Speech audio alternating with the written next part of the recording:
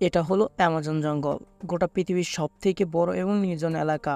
এই জঙ্গলটা এতটাই বড় যে যদি আপনাকে এই জঙ্গলের ঠিক মাঝখানে ছেড়ে দেওয়া হয়, আপনাকে এই জঙ্গলের বাইরে বের হতে প্রায় 472 দিন সময় লাগবে।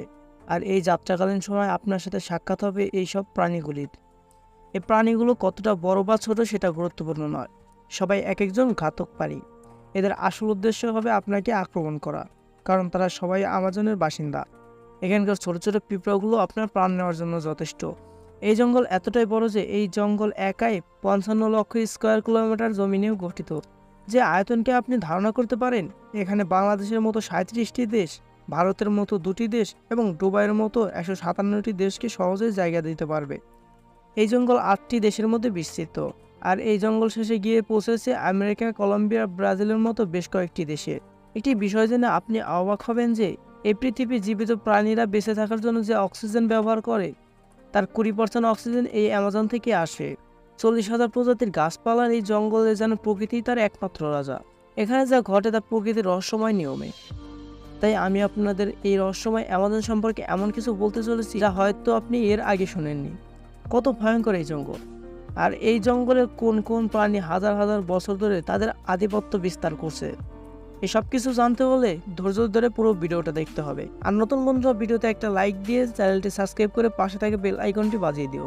যদিও অ্যামাজন রেন ফরেস্টের আয়তন 55 লক্ষ স্কোয়ার কিলোমিটার, কিন্তু আপনি যদি এর সীমানা বরাবর হেঁটে যাওয়ার কল্পনা করেন, তাহলে আপনাকে হাঁটতে হবে 9,500 কিলোমিটার রাস্তা। এত বড় অ্যামাজন জঙ্গলকে রেন ফরেস্ট বলা হয় কারণ বছরে একটি মাত্র সপ্তাহ নেই যে সপ্তাহে এখানে বৃষ্টি হয় না। মূলত প্রতি সপ্তাহে এখানে বৃষ্টি দেখা মেলে। অ্যামাজন জঙ্গলের গাছপালার ঘনত্ব এতটাই বেশি যে আকাশ থেকে বৃষ্টি নামার 10 মিনিট পর সেই বৃষ্টির পানি মাটি স্পর্শ করে। এবং এই ঘন জঙ্গলের কারণে দিনের বেলায়ও এই জঙ্গলকে রাতের মতো অন্ধকার মনে হয়, কারণ এই জঙ্গলে থাকা ঘন গাছপালা দিনের সূর্যের আলোকে ভেতরে আসতে বাধা দেয়। সুতরাং নিয়মিত বৃষ্টি সাথে ঘন গাছপালাও অন্ধকার। তাই স্বাভাবিকভাবে এই জঙ্গলে যে সকল প্রাণী বাস করে তাদের অন্য কোথাও পাওয়া যায় না।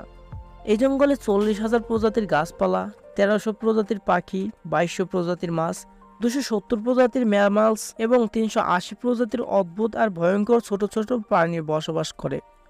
যদি এই জঙ্গলের সব থেকে ছোট বিষাক্ত প্রাণী বলা হয়, তাহলে এখানে 25 লক্ষেরও বেশি আলাদা আলাদা প্রজাতির বিষাক্ত প্রাণী রয়েছে।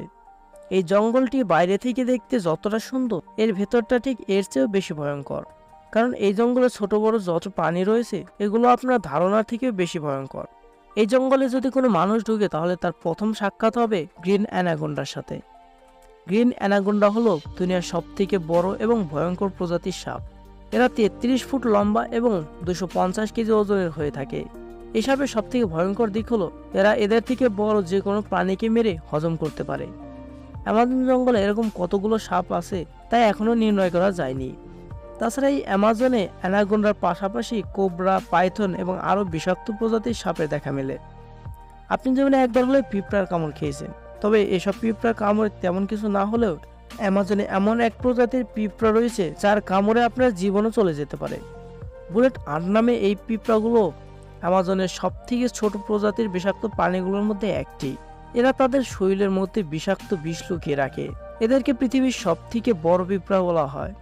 এরা 4 সেন্টিমিটার পর্যন্ত হয়ে থাকে।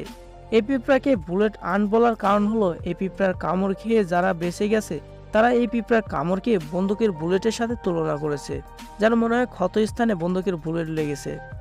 অ্যামাজন জঙ্গলের মধ্য দিয়ে যে নদীটি বয়ে গেছে তাকে অ্যামাজন নদী বলা হয়। এই নদীটির দৈর্ঘ্য 6,840 কিলোমিটার। সারা বছর অ্যামাজনে যে বৃষ্টি হয়, সেই বৃষ্টির পানি এই নদীটির মাধ্যমেই সমুদ্রে গিয়ে মেশে। মোটামুটি 329 ফুট গভীর নদীতে বাস করে পৃথিবীর সবথেকে ভয়ঙ্কর হাজার হাজার কুমির। এই কুমিরগুলো তাদের খিদে মেটাতে যে কোনো কিছু করতে পারে।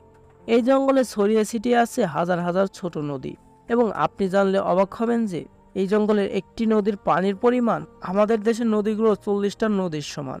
আমাজন নদীতে মানুষের অনুপস্থিতিতে বেশ কিছু রেয়ার প্রজাতির প্রাণীর দেখা মেলে, যার মধ্যে বিশেষ করে পিঙ্ক ডলফিন।